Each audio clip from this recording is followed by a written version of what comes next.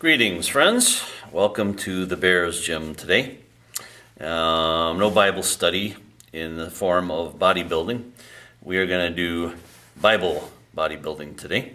We are going to build up our body from the inside out today in our souls by the Word of God. And so, as we begin Genesis 47, put on your thinking cap, put on your spiritual heart of the desire to know truth, and hopefully both you and I will glean a little righteousness and wisdom and knowledge from the Scriptures that will last with us unto eternity and through eternity before we stand before the Lord. So with that, let's get into Genesis 47. Children of Israel are in Egypt now. And we're getting the first meetings with Joseph and Pharaoh. And so let's pick it up.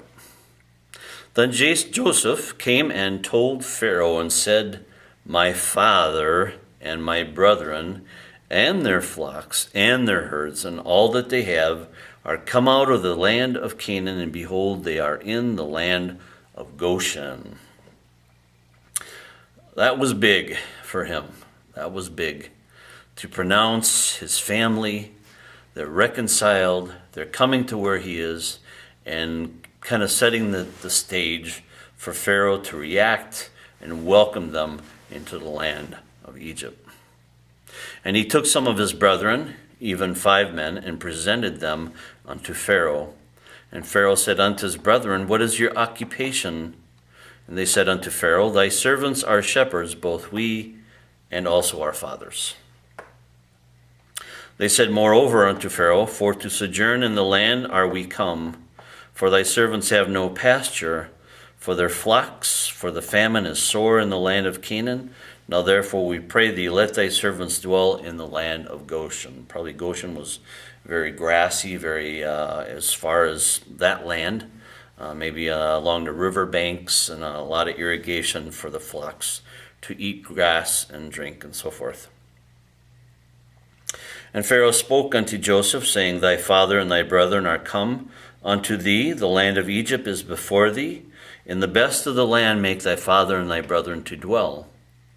Let them dwell in the land of Canaan, let them dwell, and if thou knowest any men of activity among them, then make them rulers over my cattle."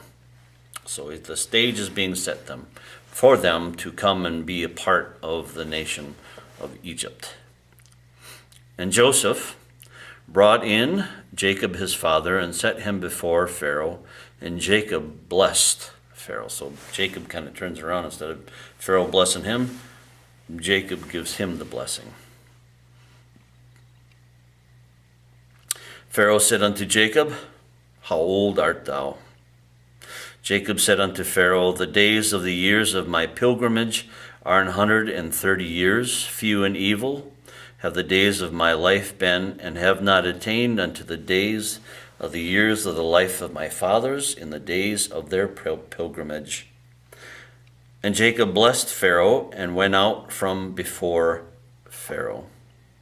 And Joseph placed his father and his brethren, and gave them a possession in the land of Egypt, and the best of the land in the land of Ramses, as Pharaoh had commanded. So they're getting a nice, luxurious spot.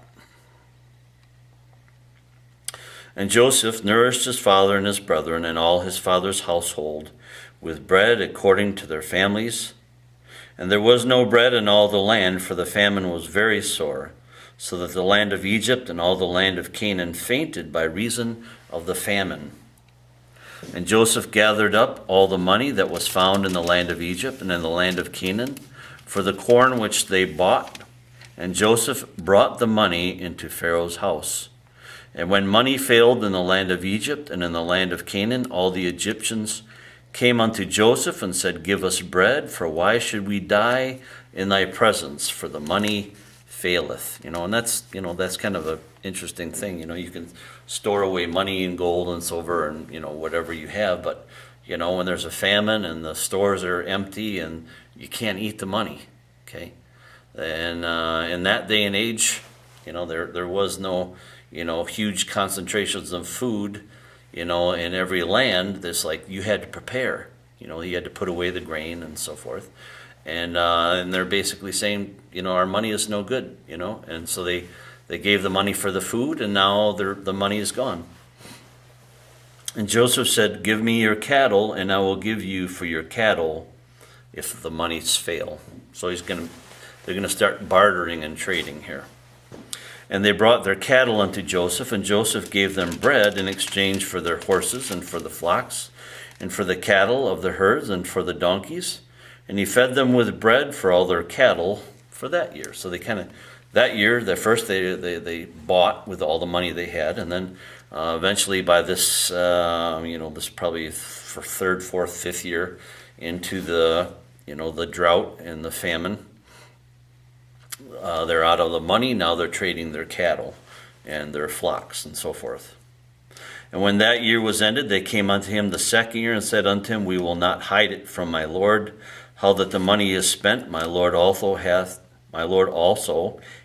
our herds of cattle. There is not aught left in the sight of my lord, but our bodies and our lands. Wherefore shall we die before thine eyes, both we and our land? Buy us and our land for bread, and we and our land will be servants unto Pharaoh. And give us seed that we may live and not die, that the land be not desolate. And Joseph bought all the land of Egypt for Pharaoh, for the Egyptians sold every man his field, because a famine prevailed over them, so the land became Pharaoh's. That was a pretty wise move on Joseph's part. He basically acquired all the land of Egypt, all the livestock, and all the money, and Egypt now is the wealthiest kingdom probably in the world at this point in time. And as for the people, he removed them to the cities, from one end of the borders of Egypt even to the other end thereof. Only the land of the priests bought he not, for the priests had a portion assigned to them of Pharaoh, and did eat their portion which Pharaoh gave them, wherefore they sold not their lands. So very interesting, very similar to the people of Israel, where the Levitical priests had their own portion, and that was theirs. That couldn't be bartered away. It was always going to be theirs. And the Egyptians had a very similar principle. Joseph said unto the people, behold, I have bought you this day, and your land for Pharaoh. Lo, here is seed for you, and ye shall sow the land. So he's even given them grain to plant their own land for Pharaoh. And it shall come to pass in the increase that ye shall give the fifth part unto Pharaoh, and 4 parts shall be your own, for seed of the field and for your food, and for them of your households, and for food for your little ones. Joseph was very wise. God gave him that wisdom, as God gives us wisdom. I don't have any knowledge really of this. I'm a dummy, okay? And I've studied the scriptures in my life. I've been a fool in my youth, and I grew up, and God created me finally, a bear, a godly bear, all right? It took like a quarter of a century to get me here, and I'm grateful for that. But you know what? I'm still just a dummy, and whatever knowledge and intuition and insight I have into the scriptures, God's given it to me because I'm just a dummy, all right? Just a dum-dum. And God has given me knowledge because he gave it to me, not because I've earned it, because I'm so smart, because I'm not. God gave me this wisdom, and I'm grateful for that. And so he gave me wisdom, he gave Joseph wisdom, and he will give you wisdom if you submit your life to Jesus Christ. And they said, thou hast saved our lives. Let us find grace in the sight of my Lord, and we will be Pharaoh's servants. And Joseph made it a law over the land of Egypt unto this day that Pharaoh should have the 5th part, except the land of the priests only, which became not Pharaoh's. It's kind of interesting. They had a very similar way of dealing with the priests as the nation of Israel did. I just find that really, really interesting. And Israel dwelt in the land of Egypt, in the country of Goshen, and they had possessions thereof, and grew and multiplied exceedingly. And Jacob lived in the land of Egypt 17 years. So the whole age of Jacob was 147 years. So he had a good long life, even though it was hard. He had hard times, as we all will. Okay, we're going to get the good, the bad, and ugly in our life. You can't escape it. And the time drew nigh that Israel must die, and he called his son Joseph and said unto him, If now I have found grace in thy sight, put, I pray thee, thy hand under my thigh, and deal kindly and truly with me. Bury me not, I pray thee, in Egypt.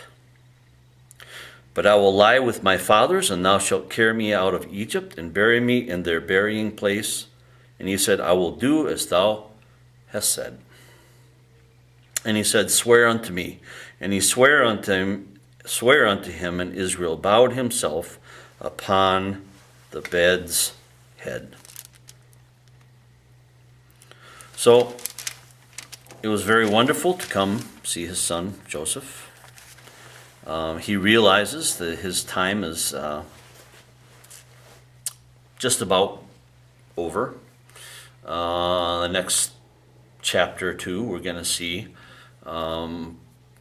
Jacob die, and he will give the blessings to Joseph's sons, Ephraim and Manasseh.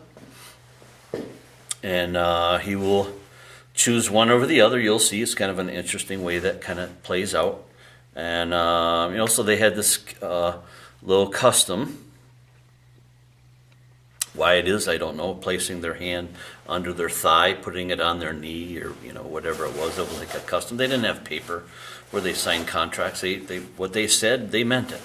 If they gave an oath with their hand, or how some of the Viking cultures, they cut their hand and they slapped it together, and that was like their oath, a blood oath. They didn't that they didn't have paper. So, but they did this kind of interesting thing. They put their hand under their thigh, on their knee or whatever, and that meant something. It's like, you will keep this oath, and it's kind of interesting. It's a little different than the way it is today. You get a piece of paper, you sign contracts, you have everybody sign it, and then when it comes down to it, you can't get the people to honor the contract, and it's just it's the age in which we live. So anyway, with that, I think we wrapped up our chapter for today, Genesis 47. I hope you've enjoyed it. I sure have. God bless you from the Bears Gym, and we'll see you next time. Goodbye, folks.